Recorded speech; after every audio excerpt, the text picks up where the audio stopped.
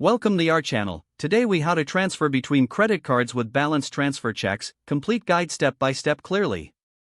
Begin by reviewing your credit card account statements. Identify any outstanding balances that you wish to transfer.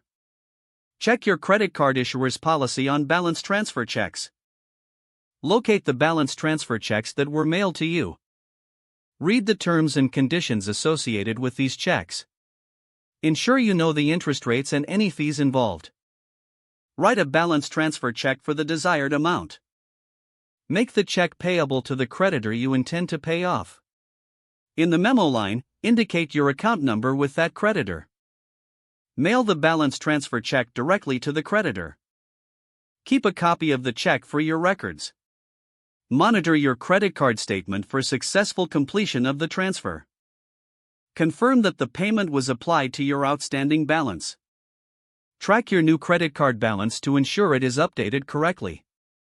Consider making a plan to pay off the transferred balance before any promotional rate expires. Stay informed about the billing cycle for your new card. Avoid making new charges on the card that holds the transferred balance. Review your overall debt strategy to prevent accumulating more debt.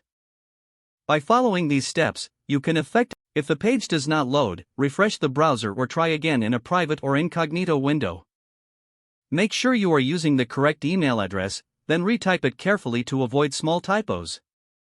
If your password is not accepted, use the reset option and create a new strong password you can remember.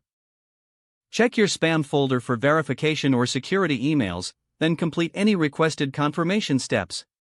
Enable two-factor authentication if available to improve account security and reduce unauthorized access risk. After signing in, review your profile details so your contact information and settings are accurate. If you see an error message, note it down and try again after restarting your device and internet connection.